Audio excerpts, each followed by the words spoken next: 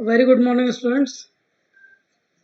मैं शिव शर्मा, सहायक आचार्य अर्थशास्त्र, राजकीय महाविद्यालय राजगुरु, आप सभी का स्वागत और अभिनंदन करता हूँ।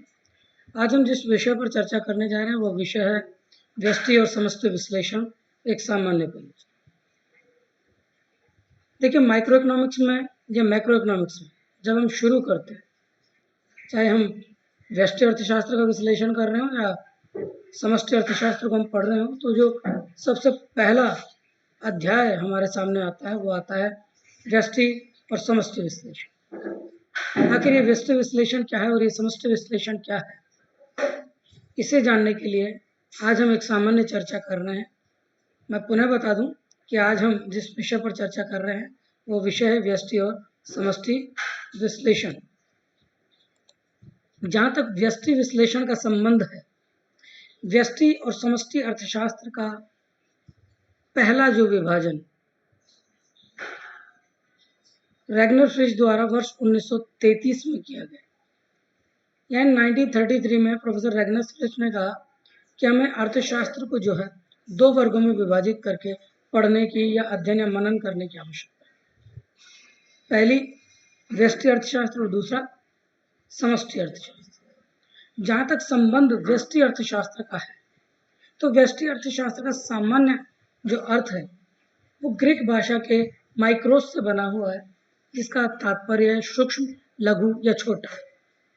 यानी अर्थशास्त्र का वह प्रारूप, विधा, शाखा या अध्ययन का तौर तरीका जिसमें सूक्ष्म, लघु ये छोटी इकाइयों के बारे में अध्ययन किया जाता है, जाना जाता है, उनका विश्लेषण किया जाता है, वो विधा या शाखा जो है वो व्यष्टि अर्थशास्त्र कहलाती।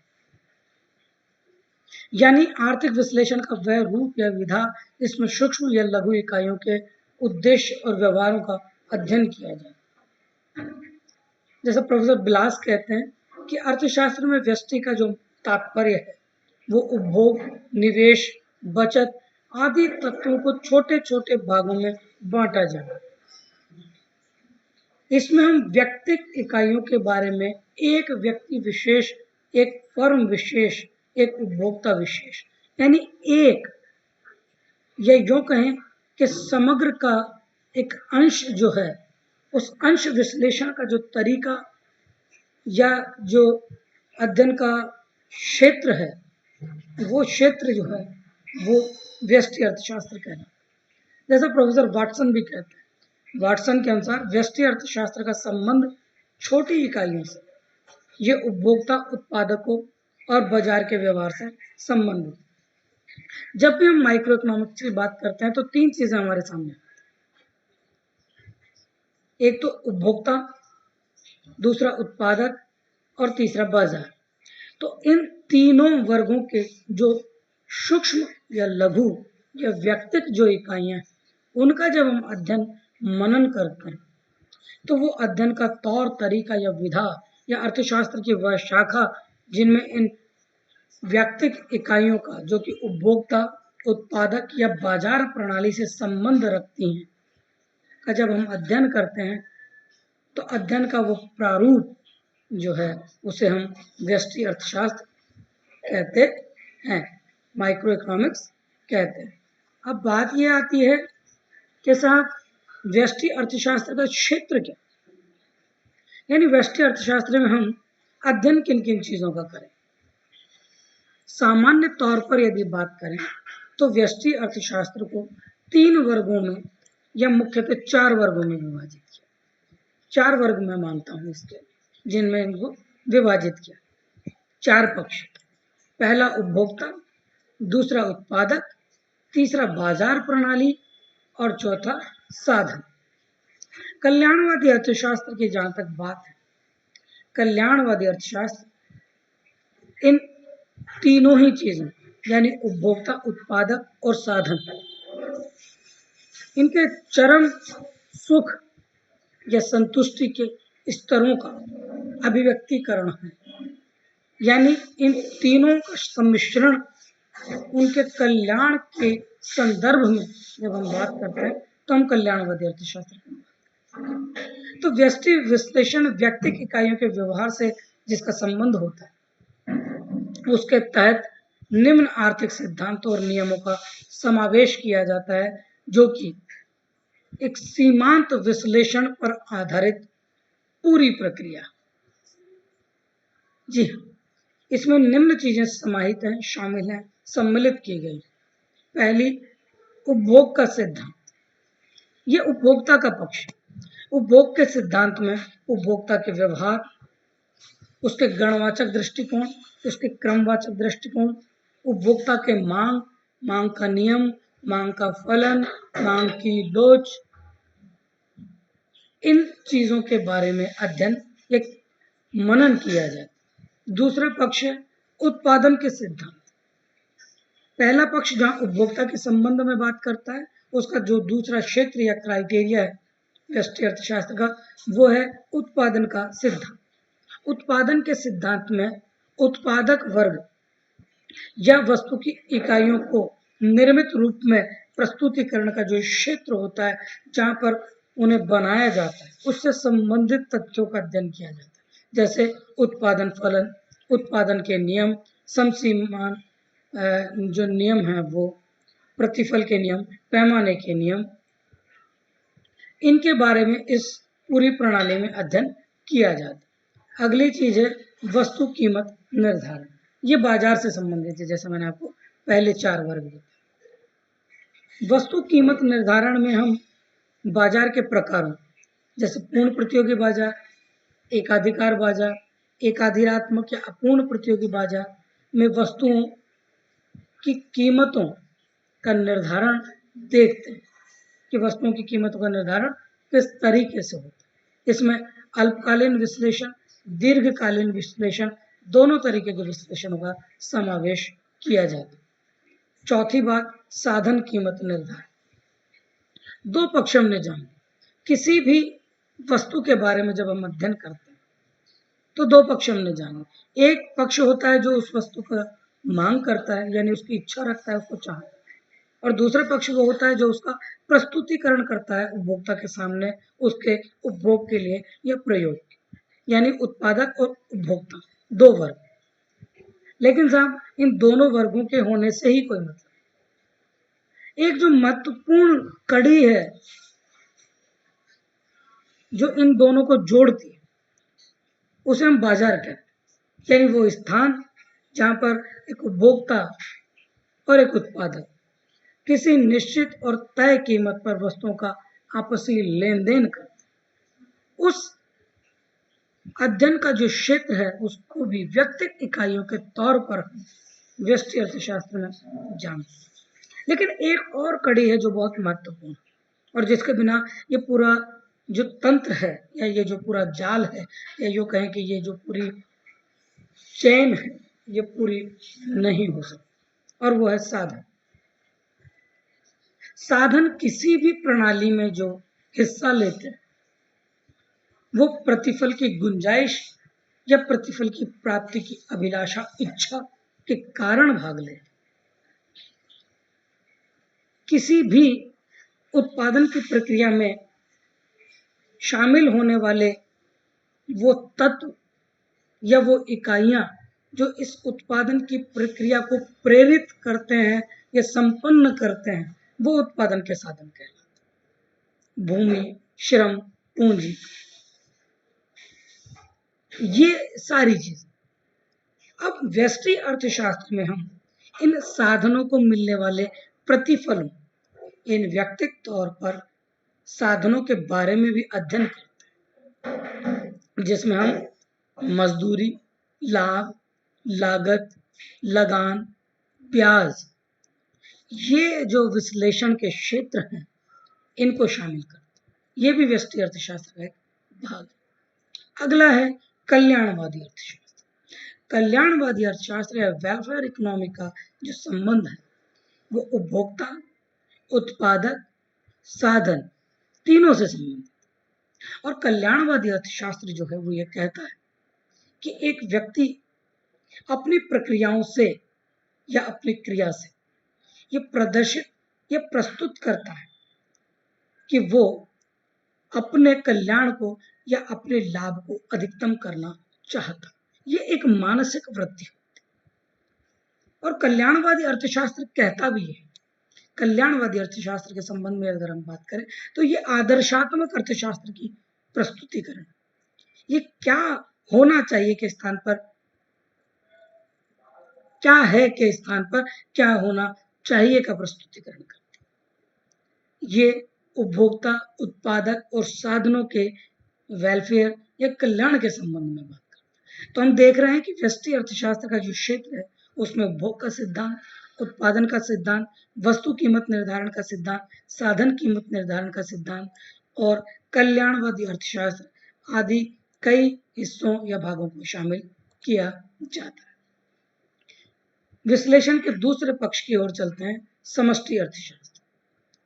समष्टि अर्थशास्त्र ग्रीक भाषा के मैक्रोस शब्द से बना हुआ है, जिसका अर्थ होता है बड़ा, कुल, समग्र। इसमें समस्त आर्थिक प्रणाली का अध्ययन किया जाता है, या अन्य शब्दों में अगर हम कहें तो आर्थिक विश्लेषण की वह विधा या शाखा, या अर्थशास्त्र की वह विधा या शाखा जिसमें अर्थव्यवस्था की समग्र या संपूर्ण या कुल इकाइयों का अध्ययन किया जाता है। इसमें व्यक्तिगत तौर पर कुछ नहीं किया जाता, इसमें समग्र तौर पर अध्ययन किया जाता है। जैसा प्रोफेसर बॉल्डिंग भी कहते हैं कि समष्टि आर्थिक सिद्धांत अर्थशास्त्र का वह भाग या हिस्सा है जो अर्थव्यवस्था के कुल, औसत तथा कुल समूहों का अध्ययन करता है। यानी जहां व्यष्टि अर्थशास्त्र में हम केवल और केवल एक व्यक्तिगत इकाई के उद्देश्य और व्यवहार का अध्ययन कर रहे हैं, वहीं हम समष्टि अर्थशास्त्र में समग्र, संपूर्ण, कुल, सकल अर्थव्यवस्था के उद्देश्य, व्यवहार, नीति निर्माण आदि चीजों के बारे में बात करते हैं। ये विधा या शाखा अर्थशास्त्र की जो है उसे हम समष्टि अर्थशास्त्र कहते हैं, कि ये जो चीज है वो समष्टि अर्थशास्त्र। अब बात ये आती है कि जिस तरीके से हमने माइक्रो इकोनॉमिक्स में बात करी कि हम माइक्रो इकोनॉमिक्स में इन चीजों का अध्ययन करते हैं, वैसे ही हम समष्टि अर्थशास्त्र में किन किन क्षेत्रों का समावेश करते हैं। समष्टि अर्थशास्त्र का जो क्षेत्र है, मैंने पहले ही बताया कि समष्टि अर्थशास्त्र जो है वो कुल, समग्र या सकल की बात करता है। तो ये तय है कि इसका जो क्षेत्र है बहुत व्यापक और विस्तृत हो, क्योंकि इसकी प्रकृति जो है वो समग्र होती है, और समग्र प्रकृति के कारण इसका विस्तार जो है या इसका जो आयाम है वो काफी बड़ा होता है। समष्टि अर्थशास्त्र में निम्न क्षेत्रों का या उपविभागों का, समष्टि अर्थशास्त्र के उपविभाग भी कह सकते हैं, का अध्ययन किया जाता है। पहला, आय और रोजगार का सिद्धांत, जिसमें हम प्रतिष्ठित रोजगार के सिद्धांत, किन्स के सिद्धांत, नव क्लासिस्ट जो हैं उनके सिद्धांतों की विवेचना या अध्ययन करते हैं। सामान्य मूल्य स्तर का सिद्धांत, मुद्रा का परिमाण सिद्धांत, सामान्य कीमत स्तरों का सिद्धांत, फिशर का जिसमें सिद्धांत है, कैम्ब्रिजियन अर्थशास्त्र का जो सिद्धांत है, मिल्टन फ्रीडमैन का जो मुद्रा की मांग का सिद्धांत है, इन चीजों के बारे में हम अध्ययन करते हैं। मुद्रा की मांग, मुद्रा के में होने वाला जो परिवर्तन है, जिनमें मुद्रास्फीति, अवस्फीति, संस्फीति, इन सारी चीजों का जो समावेश करता है। ये सामान्य जो कीमत स्तर है, कीमत स्तरों से संबंधित जो क्षेत्र है, जो कि संपूर्ण अर्थव्यवस्था या समग्र पर प्रभाव डालता है, उसको भी हम समष्टि अर्थशास्त्र में अध्ययन करते हैं। इन जो क्षेत्र हैं, जैसे मैंने पहले ही कहा कि ये उपविभाग, जो कह सकते हैं कि समष्टि अर्थशास्त्र की जो पुस्तक है, उस पुस्तक के भिन्न भिन्न रूप हैं ये, जिन्हें हम अलग अलग वर्गों में विभाजित करते हैं। जैसे हमने किया आय और रोजगार का सिद्धांत, सामान्य मूल्य स्तर का सिद्धांत, आर्थिक विकास का सिद्धांत या नियोजन का अर्थशास्त्र जिसे हम कहते हैं, व्यापार चक्रों के संबंध में हम समष्टि अर्थशास्त्र में अध्ययन करते हैं। अगली चीज है अंतरराष्ट्रीय व्यापार, विदेशी विनिमय, वित्त, लोक वित्त, समग्र रूप से इनका अध्ययन। मुद्रा एवं बैंकिंग प्रणाली, राजस्व के सिद्धांत, कृषिगत अर्थशास्त्र भी इसमें शामिल किया जा सकता है। वितरण का सिद्धांत, ये जो सारे उपविभाग हैं जिनका संबंध समग्र, सकल, कुल यानी पूरी इकोनॉमी से होता है, इस पूरी इकोनॉमी की जो चर्चा या जो विश्लेषण या जो अध्ययन है, ये अध्ययन साहब हम समष्टि अर्थशास्त्र। तो ये समष्टि अर्थशास्त्र के उपविभाग क्षेत्र या यूं कहें कि उसके विभिन्न आयाम या डायमेंशंस जिनके बारे में हम अध्ययन कर रहे हैं समष्टि और व्यष्टि अर्थशास्त्र। अब बात यह है कि हमने खुद देखा समझा जाना कि व्यष्टि अर्थशास्त्र जो है वो लघु पक्ष है और समष्टि अर्थशास्त्र जो है वो बृहद पक्ष है। तो निश्चित तौर पे इनमें कुछ अंतर होंगे। अंतर हैं तभी वर्ष 1933 में प्रोफेसर फ्रिश ने अर्थशास्त्र का विभाजन इन दोनों पद्धतियों में या दोनों विधाओं में व्यष्टि अर्थशास्त्र और समष्टि अर्थशास्त्र में किया। तो वो अंतर के मौलिक आधार क्या हैं जिनके आधार पर हम समष्टि और व्यष्टि अर्थशास्त्र में अंतर कर सकते हैं, बाइफरकेशन कर सकते हैं, विभाजन कर सकते हैं। विश्लेषण का आधार व्यष्टि अर्थशास्त्र जहाँ व्यक्ति की इकाइयों का विश्लेषण करता है, वहीं समष्टि अर्थशास्त्र जो है वृहद या सकल या समग्र इकाइयों का या संपूर्ण अर्थव्यवस्था का अध्ययन करता है। कीमत बनाम आय। व्यष्टि अर्थशास्त्र कीमत निर्धारण के सिद्धांत के नाम से भी जाना जाता है और समष्टि अर्थशास्त्र को आय या रोजगार निर्धारण का संबंध का सिद्धांत भी कहा जाता है। उद्देश्य में व्यष्टि अर्थशास्त्र का उद्देश्य व्यक्ति की इकाई के उद्देश्य और व्यवहार का अध्ययन करना है, जबकि समष्टि अर्थशास्त्र का जो उद्देश्य है वो संपूर्ण या समग्र अर्थव्यवस्था के उद्देश्य का और नीति निर्माण का अध्ययन करना। इकाई बनाम समग्र।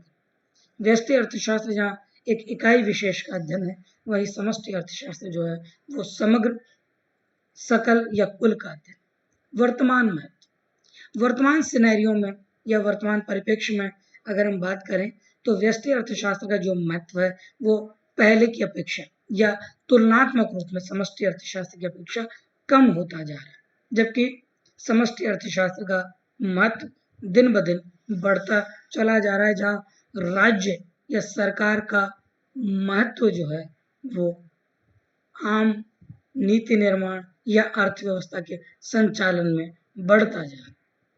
सरल बनाम जटिल। व्यष्टि अर्थशास्त्र एक सरल प्रक्रिया जिसमें एक इकाई विशेष का अध्ययन किया जाता है, जबकि समष्टि अर्थशास्त्र जो है वो एक बहुत जटिल गूढ़ प्रक्रिया है, इसमें बहुत से ताने बाने।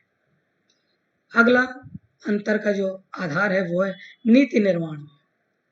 व्यष्टि अर्थशास्त्र का नीति निर्माण में कोई योगदान नहीं, क्योंकि व्यष्टि अर्थशास्त्र जो है वो एक व्यक्ति विशेष के बारे में नीतियां नियम बता सकता है, जबकि समष्टि अर्थशास्त्र जो है वो संपूर्ण समग्र ये सभी लोगों पर लागू होने वाले नीति और नियमों के निर्माण में सहायक सिद्ध होता है। यही कारण है कि व्यष्टि अर्थशास्त्र का महत्व कम हो रहा है और समष्टि अर्थशास्त्र का जो है वो महत्व बढ़ता जा रहा है। और जहां तक बात है कि समष्टि अर्थशास्त्र और व्यष्टि अर्थशास्त्र जो हैं उनको जो विभाजित किया गया वर्ष 1933 में प्रोफेसर रेगनर फिश ने जो इनको अलग किया, तो उसका जो कारण था, जो मूल आधार था, वो था समष्टि विरोधाभास। समष्टि विरोधाभास का तात्पर्य या अर्थ जानने से पहले हमें विरोधाभास को समझना।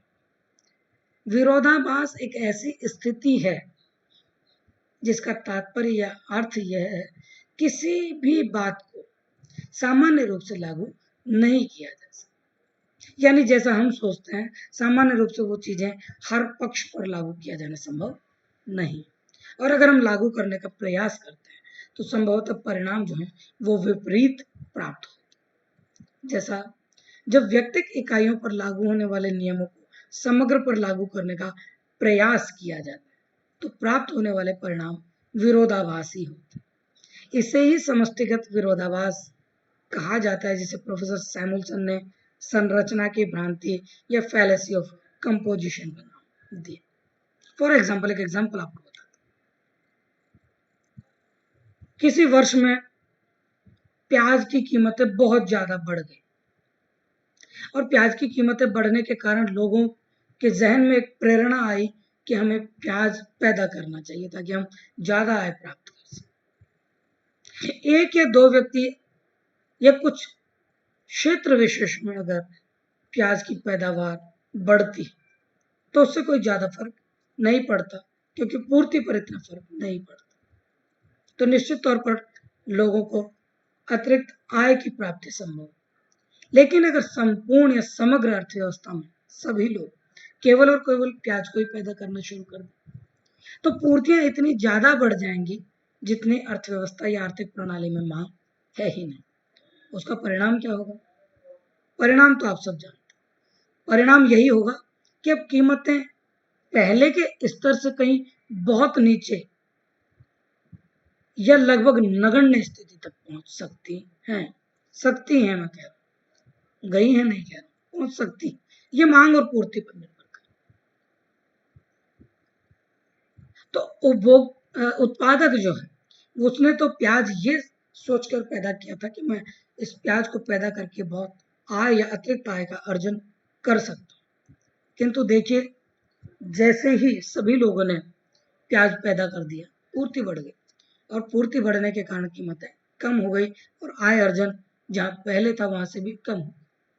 तो वो नियम जो एक व्यक्ति विशेष या क्षेत्र विशेष पर लागू किया जाने से उसके परिणाम सकारात्मक या सार्थक प्राप्त हो सकते थे, समग्र पर लागू करने से उसके जो परिणाम है वो विपरीत या विरोधाभासी प्राप्त होते। यही समष्टिगत विरोधाभास, यही वो कारण है, यही वो मूल तत्व है जिसकी वजह से प्रोफेसर फ्रिश ने व्यष्टि अर्थशास्त्र और समष्टि अर्थशास्त्र के अध्ययन को अलग अलग करने की सलाह दी। यानी उन्होंने माना कि हमें समष्टि और व्यष्टि अर्थशास्त्र को अलग अलग मायने, अलग अलग रूप, अलग अलग तौर तरीके में पढ़ने की आवश्यकता है। इस सामान्य चर्चा से व्यष्टि और समष्टि अर्थशास्त्र के संबंध में आपके ज्ञान में अभिवृद्धि हुई होगी, ऐसा मैं मानता हूं। आप सभी लोग इससे लाभान्वित हुए होंगे, इस सामान्य परिचर्चा से लाभान्वित हुए होंगे और इन विषयों के संबंध में आपकी जानकारी जो है उसमें विस्तार आया होगा। आप सभी का बहुत बहुत